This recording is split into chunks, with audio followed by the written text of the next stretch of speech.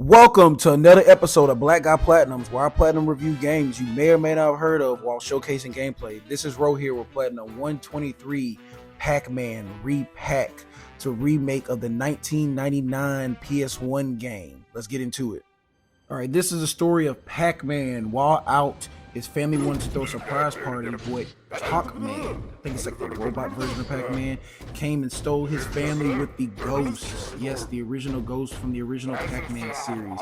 He stole Pac-Man's family, and Pac-Man's pretty mad about it.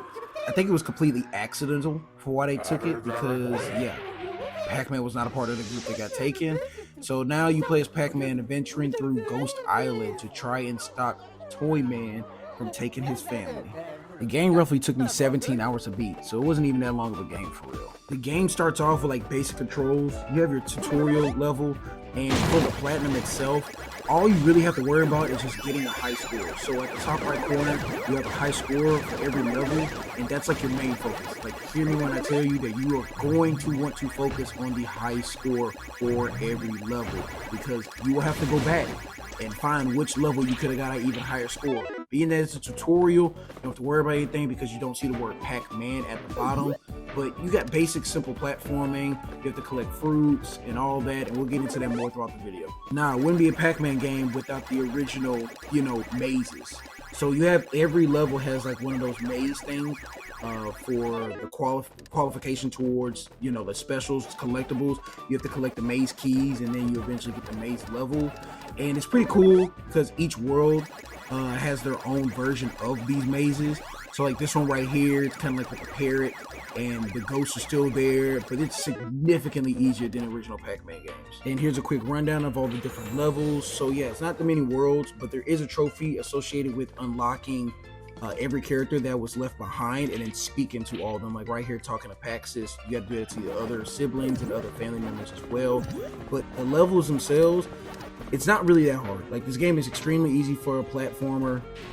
The word Pac-Man, like, anybody's played Donkey Kong Country, it's the same thing, collecting all the letters for each level. So collect Pac-Man. That also contributes to the high score that I told you about, so you definitely want to do that towards the end.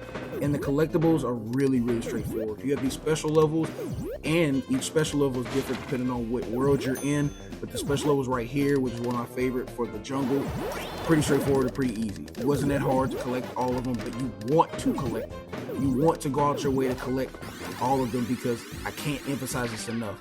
A lot of people backtrack because of the high score.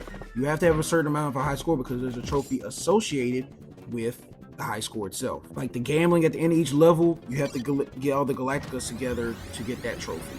And then the bosses were not that complicated. This boss right here is probably the most complicated because it just wasn't straightforward that you need to run in place to get it. But yeah, there's a trophy associated with beating each boss. Not really that hard. Now, even though these are boss levels, there are double trophies associated with these boss levels. This one right here is the go-kart, where you have to beat it in under, I think, 140 seconds. Not hard, just use your turbo the whole time. But this one, it's very confusing. It tells you that you cannot miss as in dying. Yes, it's a standard shooter, but just don't die. So there's no absolute way that you could not miss a single shot. So they meant to say don't die. So that's kind of confusing. And then of course you have the final boss level. I think it's very important that you collect all your teammates because they help you throughout the whole boss. So it's not that hard at all. But the big haul, Retro Gamer. Anybody that's played any Pac-Man game knows that Retro Gamer Trophy is the hardest one. It literally shoots the difficulty on Power Picks, wherever it is, and any other trophy guide by like almost 6 whopping points. It is randomly generated, annoying, hard. Probably have to follow a guide in YouTube videos. So bad. It is the hardest trophy. But aside from that, the game didn't take that long. I could have finished it in like straightforward, literally less than 3 days. Retro Gamer, which took me just a full day of just sitting down and getting good. Literally just getting good. Overall, the game wasn't that hard. It wasn't really amusing. Completely forgettable story. It wasn't anything that I would say could toot itself on a horn.